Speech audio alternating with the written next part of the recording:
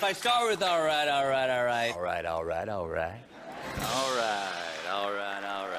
Alright guys, so here we are. I finally got my face on camera, finally doing this face reveal. I know it's been a while coming. I know I said I was going to do it at 5,000 subs, but I wanted to change a few things up. Changed up my setup slightly, got some better lights. So quickly show you what it's like. Got a couple of, I think they're called box lights either side. So I'll be using these for reviews from now on as well. So hopefully that'll improve the lighting situation. Won't be using the ring light anymore. So seeing as I'm talking about this kind of stuff now, I'll get on to one of the first questions, which was, what setup do I use? I'm not going to mention who's done these questions. I'll probably put something on the bottom of the screen maybe to say who's asked what questions, because I'll probably get all your names wrong otherwise. So that's why I'm going to do this one. So my setup now, well actually I'll start with what it was originally. Originally I was using the ring light on a stand, which I'm still using now. That's just got my phone on it, OnePlus 7 Pro. Yeah, that's the one. So that's what I record all my videos on, do all my pictures for Instagram, etc. So far it's working pretty well. Not had any issues with it, because it's got the 3 cameras as well. I can use the zoom lens, which is quite handy. As I said, at the moment I've upgraded the lighting. So I'm not using the ring light now, just using those box lights. So hopefully that's going to be good. Should stop a lot of the glare, especially on reviews anyway. Written down a couple of notes, so I'll probably be glancing down every now and then. You've probably noticed as well, I've got a Lav Mic on. I've had issues with this at the moment though. With the built-in OnePlus camera app, it doesn't seem to work for some reason. So I'm currently using the open camera app. So that's what I'm doing now. I'm going to have to try and figure out if I can use it for the reviews themselves. If not, I'll probably find out some way around it. Because I do like using the zoom lens on the OnePlus camera app, and you can't use that in the open camera one. So that's going over my setup pretty much. As you can see, I've got my desk behind me now, so I haven't got anything in front, so just got notes written down on old-fashioned paper. No tablet or anything. Keeping it old school. So, another question. Somebody was asking, whereabouts in the UK am I from? So, I'm originally from Chester, but I'm currently living in Birkenhead. Yeah, I know. I know what you're thinking, Jason. I see you over there. But, no, I don't mind living here. Although I am a Liverpool fan, so being a Liverpool wouldn't be bad. Next up. This is quite a good one. What do I think about people's opinions on Chinese watches? Do I think they're going to change in future? To be honest, I think they're already starting to change. With some of the likes of like San Martin and the more high-end Chinese watches from AliExpress, I think a lot of people are starting to realise that you really do get top quality watches for a really good price. So I think it's going to start affecting micro brands and possibly even the big brands as well. For me personally, I always go for stats and specs over the brand name, which is why I don't really have any Seikos, but I have a lot of Seiko Homages. Although, well, I was going to say they're the same kind of price, but with Seiko's price hikes at the moment, it's becoming even less of a question for me whether I want the original or the Homage. I'm always going to go for the specs, so I'm going for the Homage most of the time, because they have the better specs. But I think a lot more people are going to start doing this, because they're going to realise you just get better value for money. So, next up, what's my favourite watch? And which watch do I keep going back to? I've had a few similar questions with this one. So I thought about this one for a while. I do actually have quite a lot of watches at the moment. I've kind of lost count, to be honest, how many exactly. But the one that I always come back to is actually in the watch winder behind me here. The Hruodland Aquatimer Homage. Yeah, I think that, yeah, the Aquatimer Homage, yeah. I do really, really like that watch. So it's just something a little bit different. You don't see a lot of them around. It's a limited edition one as well. It's got a really good movement. It's just really well finished. It's just a really solid watch all round. So if you haven't seen that video, you definitely want to check that one out. It's a really good one, and I highly recommend it. On a similar kind of vein, I had a few people ask what my grail watch is. So I did have a couple, one of which I've actually got now. So this is the Young Hands Max Bill, not Homage, the actual proper one. So I actually bought this from another guy you might know. Got another channel here on YouTube. That was from Russell, the Mad Watch Collector. So he gave me a pretty good price on that. I'll be doing a review of that at some point. Just not got around to it at the moment. But it is going to be coming. I kind of treated myself. Bought it, well, I say for my birthday. It was a little bit before. But I've kind of saved it until then. Not really worn it much. Like a present to myself. What do I think of Bliger compared to Pagani Design when it comes to the sub £100, sub $100 price range? In my experience with the ones I've had of both, I'd say they're pretty comparable. If anything, I would actually say that Bliger has better quality control, but then when it comes to movements, you do tend to get some of the Bligers that'll have like Miyota 8215s as opposed to Pagani's that tend to have NH35s.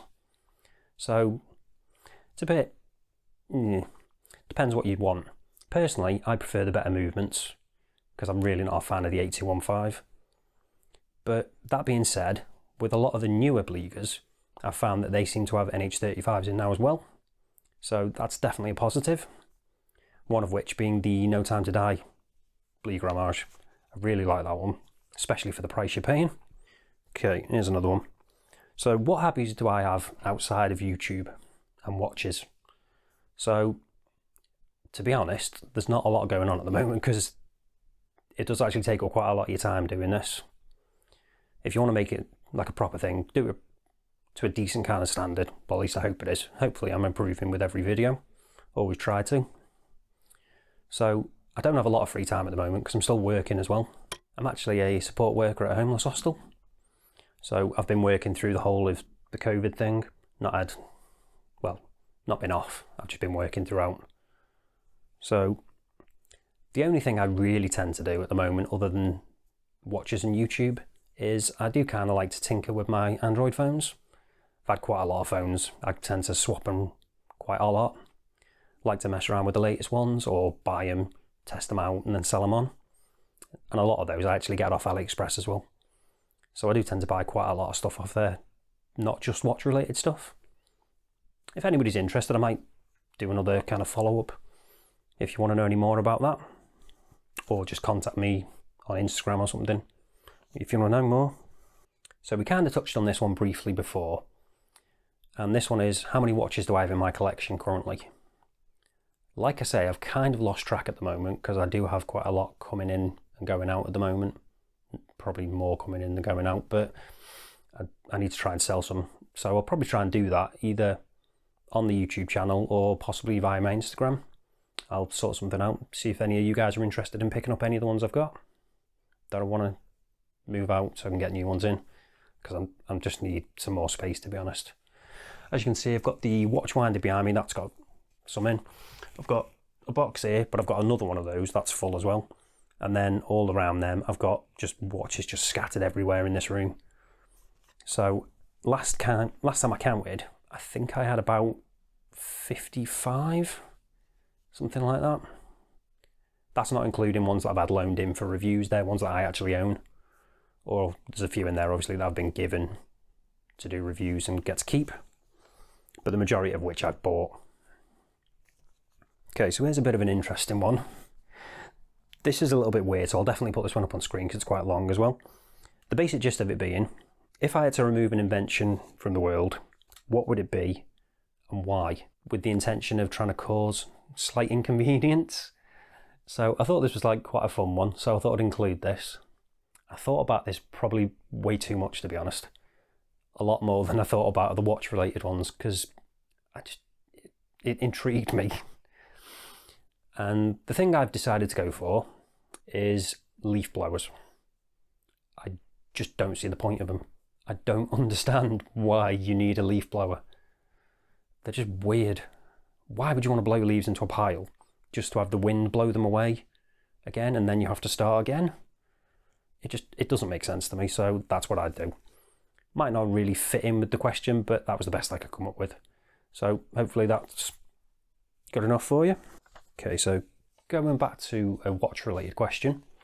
This one is, which would I choose out of a $100 Seiko with an older movement or an AliExpress NH35 Homage?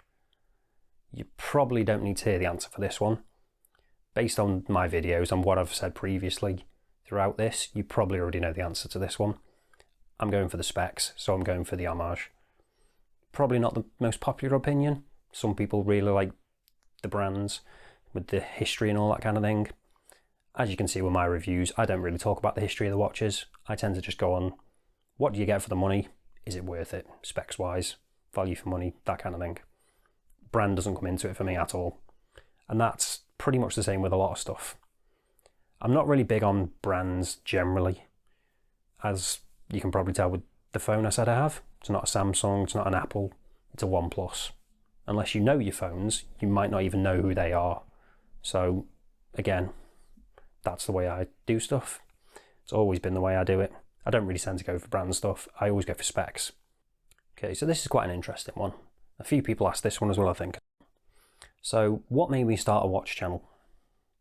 And I think I've mentioned this in a couple of comments that I've had before, I've like replied to them, but it's a little bit of a weird one. I didn't actually set out to start a watch channel, to be honest.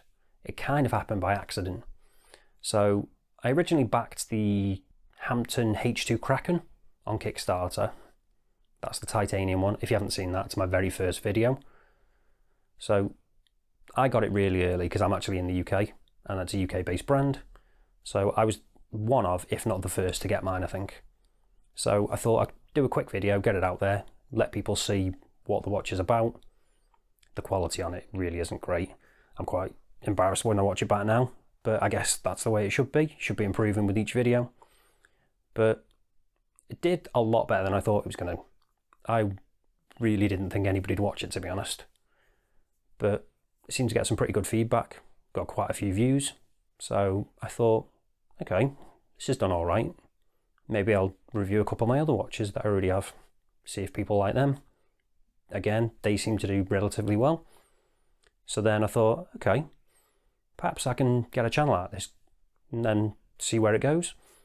Not really expecting to get much, but it just kept getting more subs, kept getting more views, and it just kind of ticked along nicely like that. And because I already had quite a few watches at the time, again, AliExpress ones mainly, they seemed to do well, so I kept doing it. Then once I'd done all the ones I had, I thought, okay, I've got something going here now. Let's try and keep it going, see where we can go with it. And as you can see, now we're at 5,000 subscribers, which I still can't believe, to be honest. And we've got people watching from all around the world, which I really can't believe. Especially because I don't actually do subtitles or anything for this, or is it transcribe it? So something like that. Anyway, unless you're English speaking, you're not really going to be watching my videos probably, because the auto subtitles just do not work. They don't seem to like my voice or my accent or something. Maybe it's because I speak quite fast. But I must be doing something right, I guess, because you guys are always watching, which I really, really appreciate, by the way. Couldn't do this without, yeah, I really mean that. You guys are fantastic. The watch community as a whole has been really welcoming. I've been pleasantly surprised, to be honest, because you hear a lot of stories that if you start a YouTube channel, you get all the trolls, people just horrible for the sake of being horrible. Obviously you get a few of them. So I've had a few horrible comments here and there. In fact, speaking of which, that's actually a question. What's my harshest comment I've had? So I can't really think of one that stands out, to be honest. I've had a few, like when I started out initially, people didn't really know what the channel was. I had a bit of a mixture of AliExpress watches and a few micro brands. I think it was about an even mix back then as well. So the people who were coming in for the micro brands and then found the AliExpress ones didn't seem too happy. So they were a bit like, why are you buying these? Save your money and buy a proper watch. But other than that, it's not been too bad. I've had a few people saying, oh, you don't know what you're on about, but if you've seen my about page on my YouTube channel, I don't claim to be an expert. I know for a fact that the majority of my audience probably know more than I do about watches. And I fully admit that. I'm not an expert at all. I just enjoy watches, mainly AliExpress and micro brands. So I try to keep it simple. and just give simple, honest opinions and reviews. Hence why I changed the name of the channel. If you've been here since the start of the channel, you'll know that it was originally called, is it Number One Viper? Oh, something weird. Number One Viper Reviews or Number One Viper Watch Reviews. I think I changed that a couple of times. Bit of a weird one. That's basically just the name I used to use for like online accounts like PlayStation and stuff, and just generally on the internet. But obviously it doesn't really make a lot of sense. It doesn't relate to what I'm doing, so I changed it up. Trying to be a little bit more professional. Hence the progression with the setup.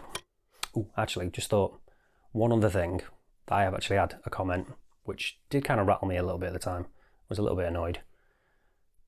It was basically saying, how can you be honest watch reviews and also do paid promotion? So on the face of it, I kind of get what they're saying, but with the majority of the promoted paid promotion videos I do, I'm not getting paid like money. I'm not getting a fee. I'll sometimes get sent a watch that I get to keep, but the majority of the time I get sent a watch and then I have to send it on to another reviewer or send it back to the brand. But with the way the YouTube thing is, with the whole paid promotion being a little bit vague, I think with quite a few of my videos I actually did put paid promotion when it was one I just lent in and then sent on to someone else, just to cover my back, just in case it was a little bit, because I wasn't entirely sure whether you were supposed to or not. And with the whole thing with Gary's channel over at I Like Watches, I just didn't want to risk it, to be honest. So I thought that was probably the best way to do it, safest way. But then I explain in the video so you know that I'm not getting paid. Also, if you've seen my videos before, you'll know that I've done a few where I've been pretty negative about watches. Labini being one. I did a couple of rant kind of videos on that one, because I won't get into it. If you want to check it out, just check out the videos. I'll probably leave links to the bits I'm talking about, either in the description, or if not, just search for it on my channel. Another one being the Pagani, I can't remember which one it was now.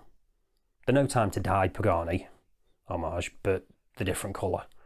The red and white one with the white dial. Sorry, red and blue with the white dial. Again, I wasn't very nice about that because it had a lot of issues. And with it being a more expensive Pagani, I just didn't think it was worth it. With the price increase, if anything, the quality went down with the one I received. They actually saw that video and did say that it was an early batch, so there'd been some issues with it and they'd updated it since. They said they were going to send me one. I never got it though, so I did say to them, if you want me to do a follow-up review, I'm more than happy to do that. Send me a watch and I'll do a follow-up review. Because initially they wanted me to actually remove that video because they really didn't like it. But I refused to do that. I'd bought the watch. They didn't pay me for the watch. They didn't pay me to do the video or send me the watch for free. So I thought, well, no, I'm giving my honest opinion on a watch that I've bought. I'm not taking a video down. And I'd have been exactly the same if I'd actually got the watch for free. I probably wouldn't have been as harsh as I was, maybe. Like subconsciously, possibly. I get that bit. That some people might think that subconsciously it's going to affect the way you talk about stuff. But I have had watches that I've got to keep and I've still criticised them. If there's something that I don't think is right or is good, I will say. So, make of that what you will. Hopefully you guys do think I'm being honest, otherwise I'm guessing you probably wouldn't be watching.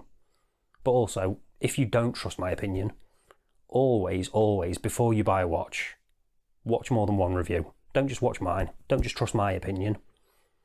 Check a few others out. Do your research and protect yourself, basically. Okay, here's a bit of a fun one to finish on. So, the question is, with face reveal comes movie deals. Which watch would you wear for these types of movies? So, spy movie, horror movie, sci-fi, and rom-com. So, I thought about this one for quite a while. There's a couple of obvious ones. So, we'll start with the obvious one first. So, the spy movie, I'm going to go with, can you guess? The Phylida No Time to Die homage. for obvious reasons. Kind of links in with the Bond thing, spy film. So I thought that was pretty an obvious one. Plus it's just a great watch as well. Okay, with the horror one, this one I thought about for a little bit, and then I remembered I've got a Heimdallr Monster. So it's got to be that one, obviously. Especially with the red dial version I've got. In fact, I think I've got it, yep, behind me here, in the watch winder. So that's the horror movie one done. Again, just a great quality watch, but kind of ties in with the theme, the horror theme. I thought it worked quite well. Now, sci-fi one, this one was a little bit more difficult. Again, I was trying to tie in the theme of the watch, as opposed to which I'd probably be more likely to wear, because I thought it was a bit more interesting doing it that way. And the one I went for with that one is one that you probably haven't seen. It's an older video, it's a micro brand one, and it's the Sólás Starlight. But I do actually have a video coming up on that again. I've done a review already, but I have a review coming up, well, hopefully relatively soon, where I'm going to be doing a comparison with another watch. I'm not going to go into any more detail now because I want to leave it as a bit of a surprise. But let me know down in the comments if you think you know what that one is. And finally, the rom-com one. So this one I struggled with quite a bit, to be honest. I wasn't really sure, again, because I was trying to do the theme tie-in thing, couldn't really think of anything with that. So I decided to just go with my Sugess Tourbillon.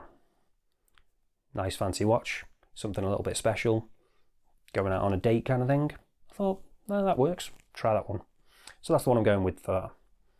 Again, it's a great watch. I think it's one of the really early videos I did, so it's not the best quality. I need to do a re-review of that one really, so you can see it in a bit more detail. Hopefully just get a better review out now that I kind of know what I'm doing a bit better, or at least I think I do. Anyway, that was the one I went with for that. So that's it for all these questions now. I know this is going to be a bit of a long video. If it turns out to be too long in the edit, I might actually do 2 parts and break it up.